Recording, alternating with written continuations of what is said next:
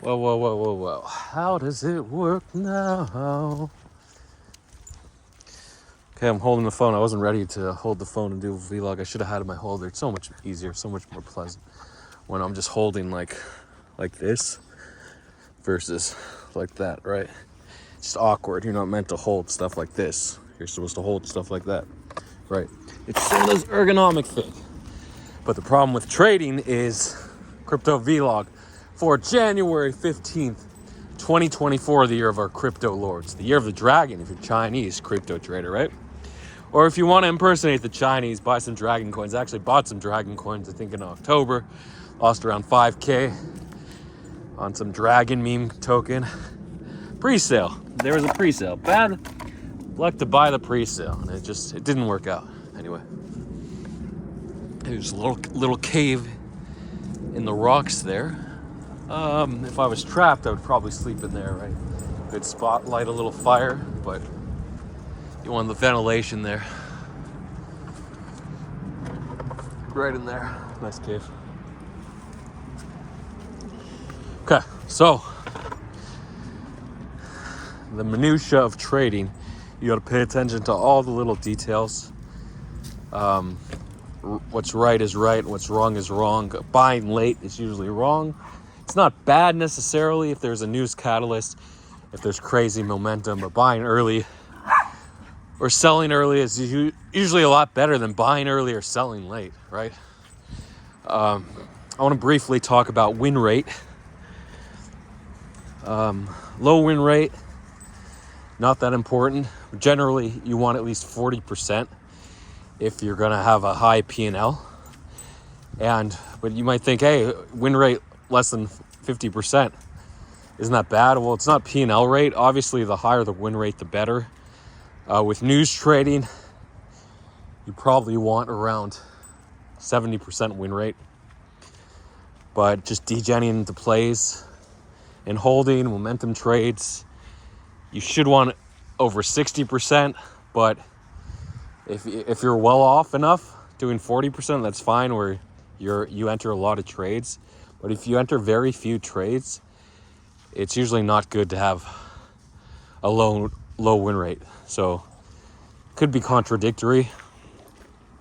Either way, the high number of trades, low win rate, or low number of trades, low win rate, why does it matter? So this metric that you see on the Bybit or Binance leaderboards, it doesn't count your P&L, your actual profit and loss. So you could have a bunch of small trades where you think, oh, okay, I'm gonna long this and set my stop loss at minus 2%. So if I long $100,000, if I go minus 2,000, I'm gonna forget this coin and go along something else. I mean, it's surprisingly this strategy. I don't know if it's just in crypto or the stock market and TradFi. Surprisingly, this strategy just works. I don't know why momentum is so important. It's basically everything. You have the scout bots, and then you have people that just trade momentum. Oh, it's a good time to long. I'm gonna hop in. We're gonna go up for a couple days, and then it seems like everything's green for 3 or 4 days, and then the market's red for 1 or 2 days, maybe less. When this last month leading up to the ETF on January 10th, right? It seemed like we had green days 6 out of 7 days of the week, or at least 5 days out of the 7. But here we are post ETF, a new post ETF era. So it's going to be exciting with the ETH ETF narrative. Are we going to hope that funds, these $1 trillion funds, BlackRock, Fidelity, VanEck, even Grayscale, I actually looked, they're holding 619,000 Bitcoin. So that's a lot. That's around 26 billion. Well, it depends on Bitcoin price. It's 42.5K now, but I think I calculated around $26 billion worth of Bitcoin. So they can dump, but the thing is, it was above 38. Right now it's 38 or 38.50 per GBTC share, which is the same price as the Grayscale ETF, which is backed by Bitcoin. Well, GBTC was also backed by Bitcoin, so it doesn't matter if there was like a 1.3% premium. So there are ARBs at times, but you gotta look into them. And coming from crypto, 1.3% is nothing. Unless you're trading millions, then it's something. I remember GCR was ARBing premiums back in 2021 at like a 1 to 2%. He was ARBing funding rates where he was holding spot and shorting and eating that, getting paid. Because everyone was long, so there was a price discrepancy between futures and spot. He was able to ARB funding like crazy, so he could enter a few $1 million positions and make 1 to 2% daily funding. That's like $50,000, $10,000 to $50,000. So depending on his highs, it's pretty good. So he was doing trades like that. He had spot bags that he was bullish on. So there's always opportunities, and the more money you have, the more opportunities there are. So yeah, there's a momentum thing with crypto. I just don't know why it's so popular. It seems like every third or fourth day was a red day, and then 2 out of 3 or 3 out of 4 days were green, at least since October. But then if you look at the chop months of like August and September was a bit choppy too. It was about even. So really, all these strategies, there's so many different trading strategies. If you just long everything with a stop loss at minus 2% over the last 4 months, depending on your size, say like each long was $100,000, you could have made, but what's your TP? Are you going to hold? Some positions might be hold forever. Other positions might be TP at 5 or 10%, depending on the strategy. But you could have made millions using a simple strategy, just because the number of green days was like 70% versus red days or more. I don't remember what it was. I actually never looked. So if you have a crazy trend where it's up only since October, then you can magnify the small gains and make millions. So will we get opportunities like that again? Yes, but usually they're not successively in such consecutive months. But like I talked about, we had up January, sort of down February, up, what was March? March was, the first week was a chop down when the crypto banks had a bank run, and they had to be bailed out by the Fed. So, but then after we dipped right below 20K on March 9th, we popped back up, and it was up only through the middle of April. Then we hit, I think, 28K or 28.5K. Then we dipped again to 24.5K with the Binance FUD. Was that at the same time? And then in June, I don't remember May. May was just memes. It was sort of, I think May 4th was the Pepe listing on Binance. And then we had a little meme season going for a couple weeks, and then correction. I don't really remember Bitcoin price in May. And then June, we had around 25K. We had the announcement of the BlackRock filing for the ETF. What was it, June 15th or June 18th? I don't remember that date. And Bitcoin got sent to 31.5K, and then we dipped again to like 24.5K or low 24Ks. There was government BTC FUD moving price and everything moving price. Oh yeah, April was the merge. I forgot about that. No, was it the merge? Or was that September of 2022? Something happened in April where an ETH event, the ETH 2.0 unlocking and something, restaking. Something happened where we topped at 31.5K, and then we retested in June after the BlackRock ETF. Anyway, so yeah, there were up and down months. That's why news trading was so profitable, because you didn't really have to worry about the up and down. Actually, depending on bullishness of the market, just depends. When you get bought in entry on news, how long you have to hold for your moonbacks. The same with listings. I told you Karen ate the last 2 or 3 months because the market was so bullish. He was making 50K to 100K previously on each listing. Then all of a sudden he's making 500K plus to $1.5 million just because the market's so crazy. Speaking of which, Upbit listing potentially tonight. That's something good. I think if you set your slippage at 20%, it's going to be golden because we haven't had an Upbit listing in a month. So it should go at least 2x, 2 to 3x, even a Bitcoin BTC listing. KRW listings usually go harder, but even a coin, an alt BTC listing can get sent. So I definitely think you should ape at 20% slippage, get a bot ready, just ape that Upbit listing. If you're using 20% slippage, make sure you don't go over 10x leverage. I don't think the price would dip right away, but you could get wicked out in the first few seconds.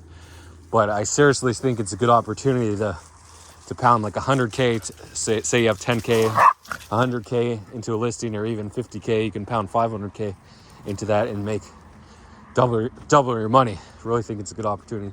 I mean, if it only goes 50%, don't blame me, but I really think it's been a month. Alts are still strong, even though Bitcoin's hanging around 42,000. It's a great opportunity. My bot's almost ready. Finally, after freaking 5 years, finally get my bot ready to get an Upbit. Binance should do a listing too. What was the last one? Other than their launch pool listings. I was speaking of launch pools, Zai and AI. Shy actually outperformed AI. Zai bounced from about 55 cents to $1.19 before, or $1.21 before, what's his face? Crypto Dog decided to dump a couple million. No, I don't know how much he dumped, but there was a sharp wick down to like 91 cents, 92 cents. AI bounced from like 90 cents to $1.43. Pretty good bounce. Didn't bounce as hard, over 2x like Zai, but still good job for the AI. Launch pool coins and NFT, I think bounced like 30%. NFP, I'm sorry, non-fundable poon? I don't know what the P is. There was also a rumor wallet detected on Binance, in the Binance API for Mubi. I never talked about Mubi, a Bitcoin bridge, sitting at 200 million market cap. Is that right? Like, I think like 8 million liquidity, or 2 million liquidity. I don't know exactly remember, but rumors that it's going to get a listing, and it got sent from like 17 cents to 21 cents. So was that 25%ish? A little over 25%, 27.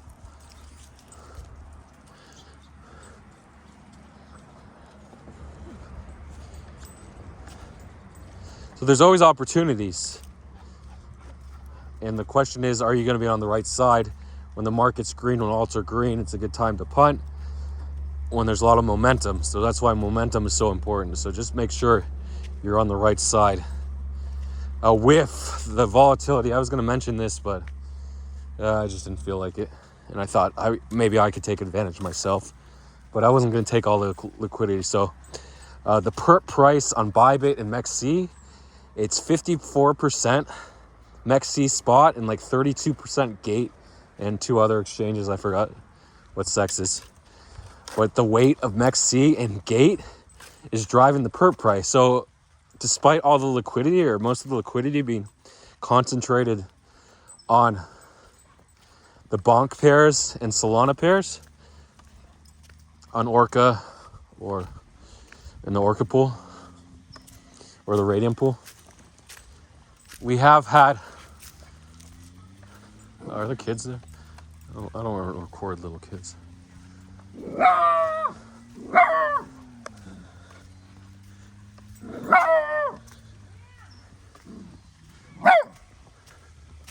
Yeah, there are kids, so whatever. It's just collateral damage.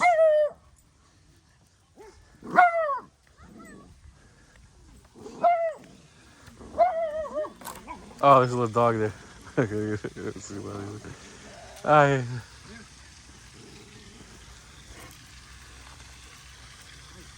they friendly? Yeah, they're fine.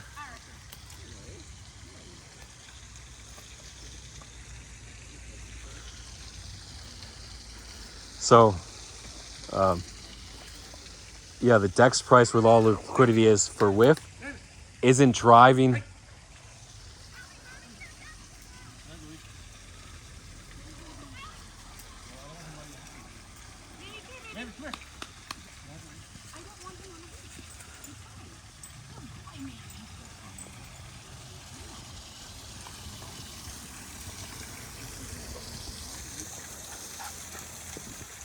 Come on, guys, it's already 5 o'clock.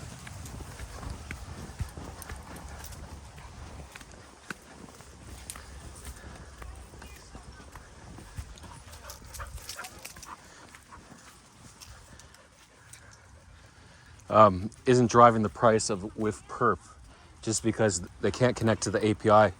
You have to build a custom API. For Dexes, I don't know if it's called API. Someone more technical would know. Okay. So for Solana prices, it's totally different. Coding a bit more, a little different, right? I know you have Solidity for all the ERC20s and all the EVMs, but for Solana, it's a little different. So, Ella?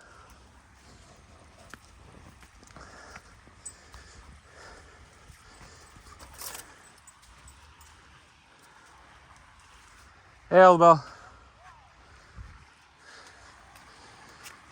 So that's why the exchanges just use other exchange APIs for the spot price, despite someone just controlling the price. Like earlier today, the price dumped from 30 cents to 20 cents or 20 and a half cents on one minute candle because someone dumped 419,000 on MEXC spot. But there was no dump.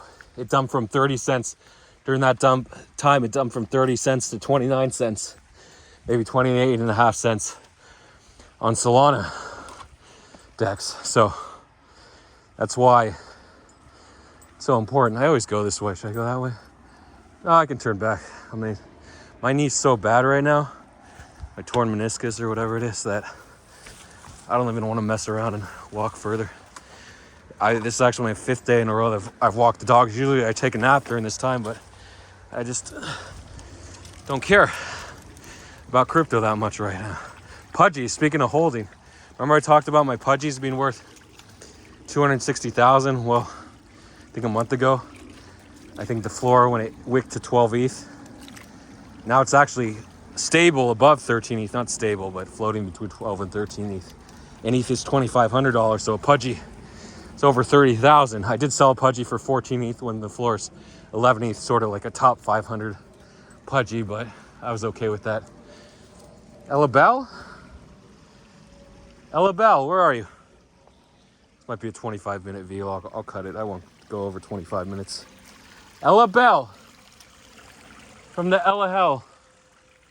Ellabelle? She didn't even realize we turned? Ella!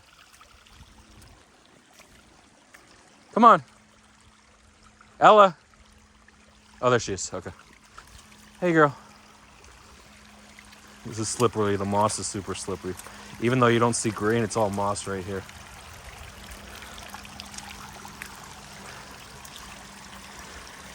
You just have to walk slowly, because there's no grip. See, there's no moss on this slanted rock, so I can walk there. What was I just talking about? Oh yeah, Pudgies. So I did sell one for 14 ETH last week. Was it last week? Yeah, I think it was last week. It was a top 500. It was a red mask. Pretty cool looking Pudgy. And I did mortgage, so I'll talk about Blur briefly. The variable interest rate, so it went from like 0.01% to 0.1 or whatever. Now it's 0.22% from like 0.03% or 0.01. So there's tiers depending on what value you want. So I'll make this easy. Actually, I know what it is.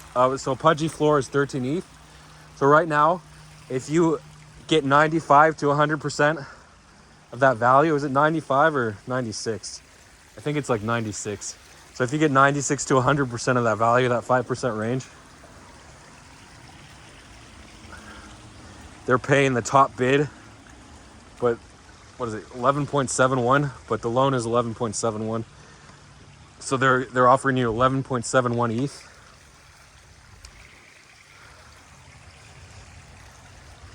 To loan your Pudgy out at 2.73% daily interest. No one's going to pay that 2.73%, right? So then you lower the tier from 90 to 95%, 90 to 95%, or 91 to 95, I'm sorry. And here we have interest rates at 0.22%. So more, is it 0.22 or 0.23? Now I'm confused, I'm not sure. So now this is more reasonable, but still kind of high. That's daily interest. So if they're giving you, say, what's 5% off 11.5, 11.2 ETH for your NFT, then you're going to pay 0.025 ETH daily interest, which would be what, around $60 for Pudgy, something like that.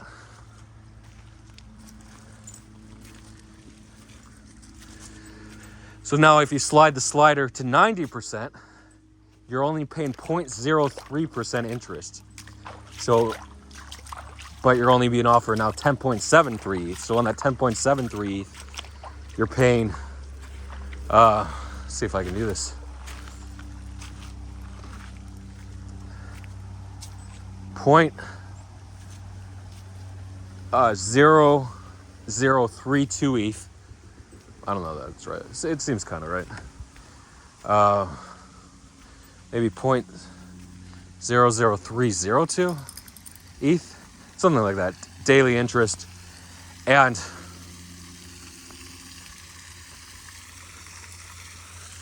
no, I was right the first time. 0.0032% daily interest. Sorry, 0.03%. Which is 0.0032 ETH per day on the 10.7. So obviously I have to go in now and refinance. I paid an extra $400 the last 3 days. I'll refinance. Just pretty easy to do. You repay and then take the loan out. So remember, every 24 hours, you got to check into Blur at least once every 12 hours if you can, preferably, because you never know when the 24-hour notice. Because if Pudgy floor is going up, my daily interest rate should be going down, because if I have to confiscate, or what's that word, my Pudgy gets foreclosed on, or repossessed, whatever you want to call it, by Blur, the Blur pool, then they're going to get more resale value, because they can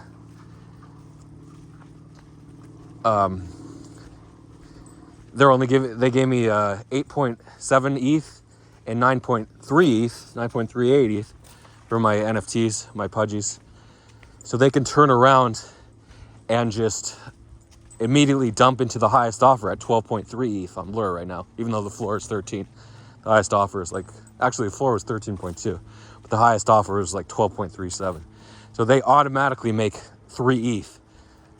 Or to 3.5 ETH. So it doesn't make any sense why the interest rate would go up with the floor rising. It's because 2 days ago we had the Bitcoin drop from 49K, or 3 days ago from 49K to 41.3K. So people were starting to panic, worried that the NFT prices were going to go down. But actually, the Pudgy floor is going up. There's blue chips, and 50 ETH could be in sight for Pudgies. And there's no weird stigma around the devs with Milady. It's just a businessman, Luca Netz, that bought it from Cole, and he's ready to make money. So that's why.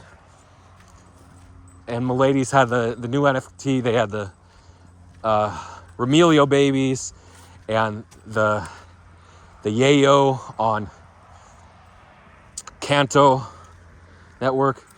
And then they had Fumo, another collection of the actual token. Despite not airdropping to the holders, actually the best play in the Milady ecosystem was the ladies token. It just fair launch. You could have bought it 500K for like 2 days, and it ended up hitting 160 million at the high. Oh, speaking of ladies, I don't think I talked about it in the last month. But back in December, it actually ran from around 3 cents or 0.03 cents all the way to 16 cents or so. So a nice 5x pump. Wasn't very liquid, but you could have ate 20K, made 100K on that. Anyway, summarizes the vlog. Any closing thoughts? Honey. Speaking of honey, WIF ended up hitting 38 cents. Then it dipped to 20 cents, and now it's at 29 cents. Honey actually wicked to 30 cents. Oh my goodness. So I kept saying buy around 20 cents. And it actually, yesterday it dipped to, or 2 days ago, it dipped to 18 and a half cents. And now it's 20, wicked to 30 cents. And then today it dropped back to like 23 and a half cents. And now it's like 24 cents. But if we get the Coinbase listing tomorrow, nothing came today because it's Dr. Martin Luther King Jr. Day, so the markets were closed. So tomorrow is going to be a big day in markets. See if Bitcoin pumps or legs down to 40K and then bounces. It definitely will bounce at 40K. There's so much liquidity unless Grayscale dumps, customers dump billions. So it should bounce at 40K, and we could have a run to like 45K, but definitely don't think we're testing 49K anytime soon. Closing thoughts. So yeah, I do think honey's gonna get to at least 40 cents. If it's at 30 cents now, announcement should take it to 40 cents. It's at 24 cents. Announcement should take it to about 35 cents. Actual listing should open around like 45, might dip to 35, and then from there I'm hoping it keeps going up. But again, just because there's so much pre-pump, not right now, but if it's above 30 cents when the announcement comes, it could be sell the news by 40 cents. So that's something to look out for. Remember, the bigger the pre-pump, the harder the dump, unless the market's crazy bullish. So good luck to everyone. I summarize the listings, just trading with a low win rate, but high momentum and high volume wins versus losses. And there's always opportunities, so don't give up. Remember, hope is your credit in life. If you have no hope, then you have no future, okay? So just keep a little bag of hope once you lose all your money. Good luck to everyone. I don't think I did a selfie this whole vlog. There it is. Pretty long vlog. Hope you all enjoyed it. I'll try to refocus the crypto checking prices vlogs because those are sort of a mess and long. Thanks.